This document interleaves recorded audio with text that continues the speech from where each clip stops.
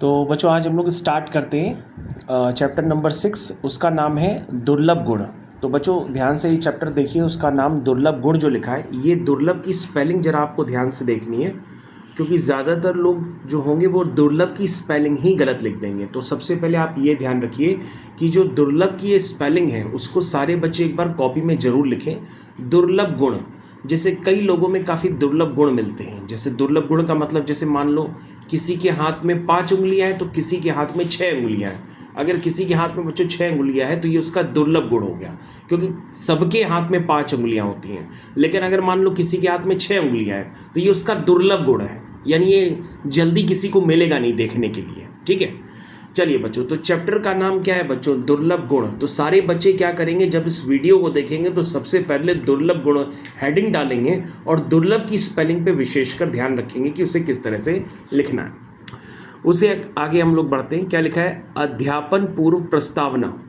इसमें बच्चों क्या क्या होने वाला है? बाजारों या चौराहों पर गरीब बच्चों को देखकर आपके मन में क्या भाव उठते हैं? अच्छा हाँ बच्चों, जब हम लोग की कार जो होती है सिग्नल पे रुकती है तो तुमने ध्यान दिया होगा कि ज़्यादातर जो गरीब छोटे छोटे बच्चे होते हैं वो आकर के हमारी कार का शीशा साफ़ करते हैं। देखा है आपने कई बार? वो हमारी कार का शीशा साफ़ करते हैं और शीशा साफ़ करने के बाद हमारे कांच का जो गेट है वो खटखटाते हैं, कहते हैं बहन जी कुछ दे दो ना। तो हम लोग क्या करते हैं, उसको 5 रुपये या 10 रुपये दे देते हैं। तो ये मन के भावों में हम लोग के विचार उठते हैं जब हम बाजार पे या चौराहे पे गरीब बच्चों को देखते हैं। उसके बाद बच्चों, इन बच्चों के साथ कैसा व्यवहार करना चाहिए? बच्चों इन बच्चों के साथ तो वैसे अच्छा व्यवहार करना चाहिए, क्योंकि ये बेचारे अनाथ होते हैं। ठीक है ना? चलिए, इनका कोई भी नहीं होता है। चलिए, इनको हमें समझाना चाहिए और जो इनकी मदद हो चाहे वो करनी चाहिए। इनको कुछ खिलाने के लिए ज़रूर देना चाहिए। चलिए बच्चों आगे देखते हैं क्या लिखा है। जाने इस पाठ में हिंदी साहित्य के जाने माने रचनाकार विष्णु प्रभाकर द्वारा लिखित इस एकांकी में एक गरीब बच्चे, ठीक है, की ईमानदारी और आत्मसम्मान का अतीत सुंदर चित्रण किया गया है। ठीक, तो बच्चों यहाँ पे इस बच्चे ने इस पे लिख करके राइटिंग थोड़ी सी गड़बड़ कर दी है। अतीव का मतलब होता है अत्यधिक, ठीक है ना? तो याद रखिएगा, अतीव का मतलब होता है अत्यधिक। तो जिन बच्चे ये वीडियो देख रहे हैं वो अतीव का मतलब होता है अत्यधिक, यानी कि बहुत ही सुंदर वर्णन किया गया है। चित्रण मतलब उसकी पिक्चरग्राफी वगैरह की गई है। सबसे पहले बच्चों हम लोग चैप्टर को स्टार्ट करते हैं। चैप्टर का नाम है पहला। चलिए इसका पहला दृश्य देखिए। क्या है? स्थान दिखेगा आपको यहाँ, बाजार दिखेगा। बसंत फटे कपड़े पहने थैले में सामान रखे उन्हें बेचने का प्रयत्न करता है। चलिए बच्चों स्टार्ट करते हैं। बसंत, बसंत शायद कुछ चिल्ला रहा, छलनी ले लो, बटन ले लो, दिया सलाई ले लो। इतने में मजदूर नेता राजकिशोर को देख करके उनके पीछे पड़ता हुआ, साहब बटन लीजिए, देशी बटन, साहब दिया सलाई लीजिए। राजकिशोर एक साहब है, वो क्या कहते हैं? नहीं भाई कुछ नहीं चाहिए। उसके बाद बसंत क्या कहता है? रुआसा होकर के बसंत, साहब सवेरे से अब तक कुछ नहीं बिका, एक तो ले लीजिए। ये कौन कह रहा है? बसंत कह रहा है। राजकिशोर क्या है? राजकिशोर एक नवाब साहब है जो देख रहा है कि बसंत किस तरह से उससे बार बार कह रहा है कि कोई सामान ले लो ताकि उसको कुछ पैसे मिल जाए। तो आखिर में राजकिशोर क्या करता है? जेब से पैसे निकाल कर, तुम लो, तुम तो अच्छा, तुम्हें पैसे चाहिए, लो ये पैसे लो और जाओ।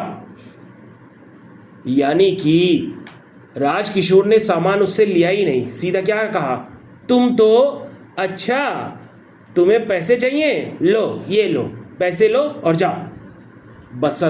बसंत ने क्या सोचा? एकदम, नहीं साहब नहीं, मैं पैसे नहीं लूँगा, यह तो भीख है, मैं भीख नहीं लूँगा। आप छलनी ले लो, दिया सलाई ले लो। राजकिशोर ने क्या कहा? भाई मेरे पास पैसे नहीं हैं, होते तो ले लेता, नोट हैं, मैं मेरे घर किशनगंज आना वहीं ले लूँगा। अच्छा, ये कह रहा मेरे पास पैसे नहीं हैं लेकिन नोट हैं, पता नहीं छलनी क्या बहुत ज़्यादा सस्ती थी क्या, जो उसके पास पैसे नहीं थे। पैसे का मतलब ज़्यादातर लोग कभी कभी सिक्कों को समझते हैं, तो वो सोच रहा है इसके पास पैसे नहीं है। बच्चों होता था ना बचपन में 50 पैसा, 10 पैसा, 20 पैसा, तो वो सोच रहा है कि यहाँ पैसा मांगा जा रहा है, उसके पास तो पैसा है नहीं, उसके पास तो नोट है। तभी ये राजकिशोर क्या कह रहा है, अरे मेरे घर किशनगंज आना, वहीं ले लूँगा। आगे देखो बच्चों, आगे देखो बच्चों, आगे पढ़ रहे हैं, क्या लिखा है, बसंत। बच्चों अपनी बुक पे भी ध्यान देते रहिएगा, लिखा है बसंत, लाइए मैं अभी बाजार से भुना कर लाता हूँ नोट लेके, आप यहीं ठहरे, मैं पलक मारते ही आया। बसंत ने कहा साहब लाओ, आप नोट लाओ, मैं इसको बाजार से तुड़ा करके लाता हूँ। तुड़ा मतलब भुना करके लाता हूँ। आप लोग अपने मन में न सोचिएगा कि बसंत जो है भुट्टा बनाएगा और भुट्टे में नोट जो है भुना कर लगा देगा, ऐसा नहीं है। भुना कर लाना यानी कि वो नोट को तोड़ करके लाएगा। तोड़ कर मतलब 2 टुकड़ों में फाड़ के नहीं लाएगा, उसका मतलब उसके फुटकर पैसे लेकर के आया होगा। जैसे मान लो 100 का नोट है तो वो 10-10 के नोट लेके आएगा, इस तरह से। बसंत जाता है। कुछ समय बीतने पर राजकिशोर उत्सुक होकर बाजार की ओर देखते हैं। तभी उनका एक परिचित कृष्ण कुमार उन्हें देख करके ठहर जाता है। लो, बसंत का गया फुटकर पैसे कराने, उतनी देर में कुछ हो जाता है। कृष्ण कुमार ने कहा, कहिए पंडित जी आप कैसे? राजकिशोर ने कहा, भाई एक लड़का छलनी दे गया, मुझसे नोट लेकर भुनाने गया है, अभी तक लौटा नहीं, 15-20 मिनट हो गए। कृष्ण कुमार ने कहा, तो बस अब वह नहीं आएगा। बाजार के हर कोने पर आजकल ऐसे लड़के मिलते हैं जिनका काम गिड़गिड़ा कर लोगों को ठगना है। पर हाँ, आपको क्या, आप तो गरीब मजदूरों के सेवक हैं, ले भी गया तो घर में ही है ना? फिर राजकिशोर ने कहा, पर भाई वह लड़का तो मुझे भला लगता था। चलो कोई बात नहीं, समझेंगे, 1 रुपया देकर यह भी एक पाठ पढ़ा, दोनों जाते हैं। लियो भाई, बसंत जो है नोट भुनाने गया था, लेकिन 15-20 मिनट हो गए, वो लौट के ही नहीं आया, जिसकी वजह से राजकुमार किशोर ने सोचा कि वो चला गया, वो टप्पेबाज है, पैसा लेके भाग गया, वो भी कितना, 1 रुपया, है कि नहीं? ऐसा सोचा राजकिशोर ने।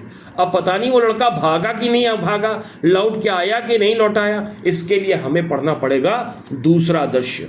तो बच्चों, पहला दृश्य की हम समाप्ति करते हैं इस पहले वीडियो में। धन्यवाद।